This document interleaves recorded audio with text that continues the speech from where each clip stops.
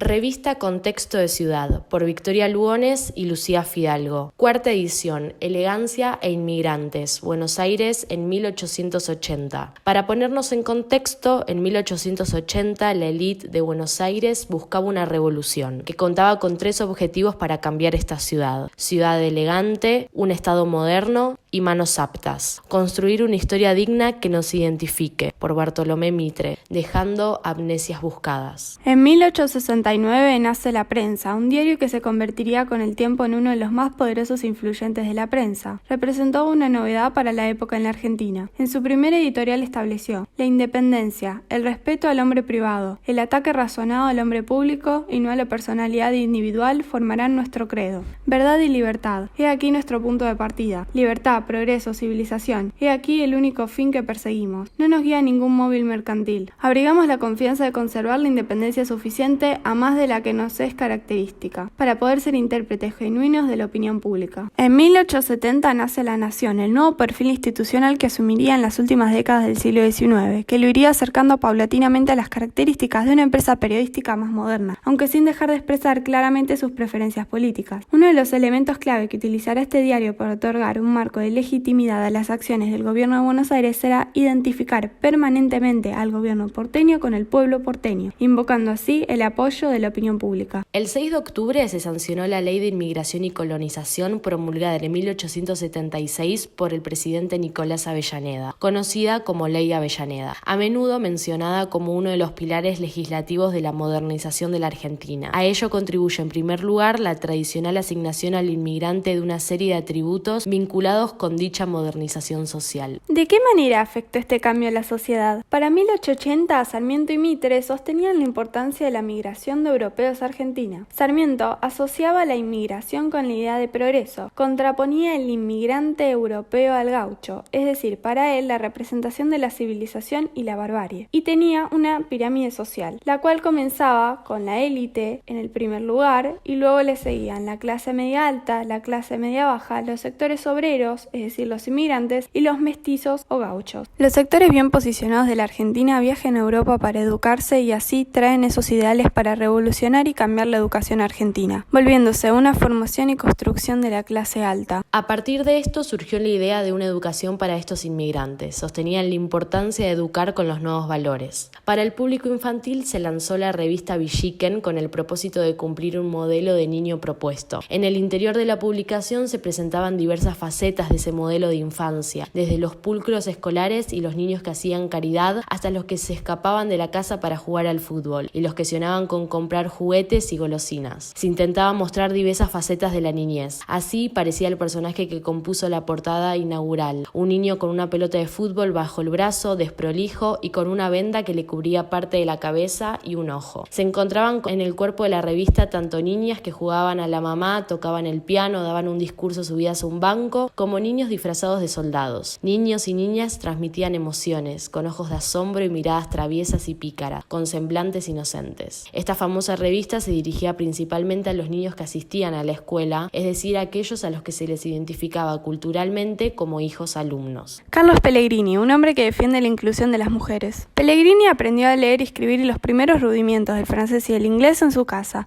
donde tuvo como maestros a sus padres. A los 8 años ingresó a la escuela de su tía Ana Evans, donde continuó sus estudios y el aprendizaje de idiomas que dejará su huella en su forma de hablar. En 1863 ingresó a la Facultad de Derecho, pero a los 2 años dejará sus estudios para incorporarse al ejército y combatir en la Guerra del Paraguay. De regreso a Buenos Aires y recuperado de sus afecciones, ingresó como periodista al recién fundado diario La Prensa y pudo terminar sus estudios de Derecho. Su tesis de graduación fue el Derecho Electoral, en la que criticaba el sistema vigente y proponía una campaña de educación cívica. Sostenía la importancia de reformar la educación de la mujer, abriéndole las puertas del templo de la ciencia y ofreciéndole campo al desarrollo de su inteligencia en todos los ramos del saber humano. Ejercitadas y robustecidas, así sus fuerzas estarán en aptitud de formar parte de la sociedad política. Julieta Lanteri fue la primera mujer que pudo ingresar y recibirse de bachiller en el Colegio Nacional Rafael Hernández. En 1898 se graduó de farmacéutica en la Universidad de Buenos Aires, donde 8 años después se convirtió en la quinta mujer en recibirse de médica Colombia y obtener su doctorado en 1907. En 1910 fue secretaria del Congreso Femenino. Ese mismo año se nacionaliza Argentina y en el contexto del debate sobre la reforma electoral que llevaría a la llamada Ley Sáenz-Peña, la doctora Lanteri hizo una presentación judicial reclamando que se reconocieran sus plenos derechos como ciudadana, incluidos los políticos. Resultó favorable reconociendo que su derecho a la ciudadanía estaba consagrado por la Constitución Nacional. Fue así que el 16 de julio de 1911, Julieta Lanteri se convirtió en la primera mujer incorporada a un padrón electoral en nuestro país. Precursora en muchos sentidos, se convirtió también en la primera mujer candidata a un cargo electivo y se lanzó a la campaña con una plataforma electoral sumamente progresista, que incluía la licencia por maternidad, el subsidio estatal por hijo, la protección a los huérfanos, el sufragio universal para los dos sexos, la igualdad civil para los hijos legítimos, entre otras cosas. Su lucha incansable por la reivindicación de los derechos de las mujeres continuaría hasta su inesperada muerte, el 23 de febrero de 1932. De familia sanjuanina, pero nacida en Suiza, Alfonsina Storni fue una de las más grandes escritoras argentinas. Sin alguna duda, la tragedia marcó su vida, pero no siempre se reflejó ello en su escritura. Las recurrentes andanzas familiares, el alcoholismo de su padre, la sorpresiva muerte de un familiar dieron forma a sus primeros versos, impregnados de la temática de la muerte. Alfonsina trabajó de chica como mesera, siguió como actriz, empleada de comercio y luego ejerció como docente en diferentes establecimientos educativos. Pero su temprana vinculación con la actuación y la prosa le abrieron el camino hacia la alta literatura porteña. Alfonsina publicó numerosos escritos. Uno de los rasgos sobresalientes de su escritura fue su posición feminista. En 1919, en sus columnas del diario La Nación, reclamaba un lugar para las mujeres. Carolina Musilli. Desde chica había visto el esfuerzo que hacían sus padres inmigrantes italianos por sobrevivir. Había soportado el hacinamiento y las penurias del conventillo. Sabía lo que era pertenecer a una familia obrera y tener que achicar los sueños. Pero Carolina decidió desafiar ese destino y se acercó a lo que parecía la única puerta de salida, la educación. Mientras trabajaba como modista, se puso a estudiar en el profesorado de lenguas vivas y al mismo tiempo empezó a ir a conferencias socialistas donde se hablaba de todo lo que ella veía desde siempre. A los 18 años se afilió al partido y empezó a publicar notas en las que denunciaba las condiciones de trabajo de las mujeres, niños y niñas.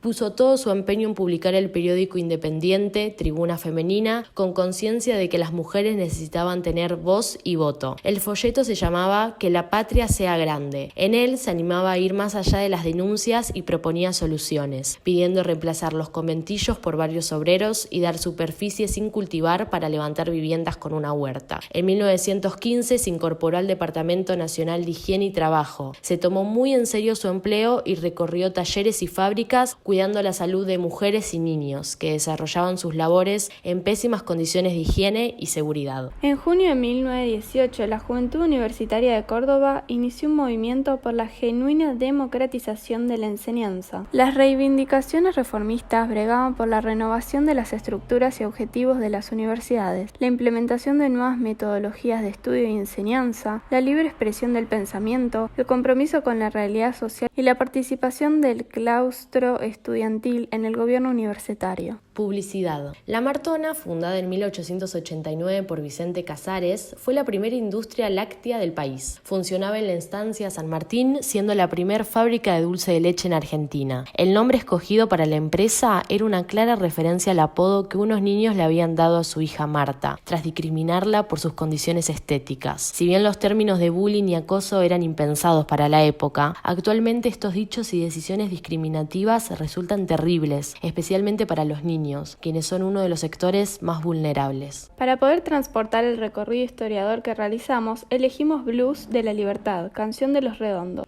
Hacemos hincapié en esta frase: las libertades que quedan son los dolores que faltan.